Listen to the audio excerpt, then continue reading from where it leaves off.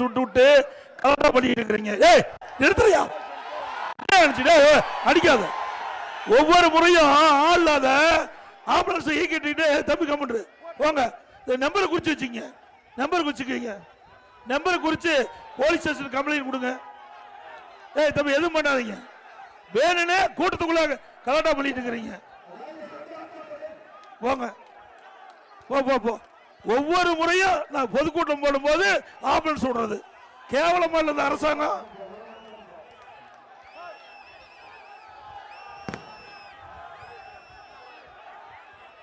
தம்பி விட்டுங்க போட்டோம்.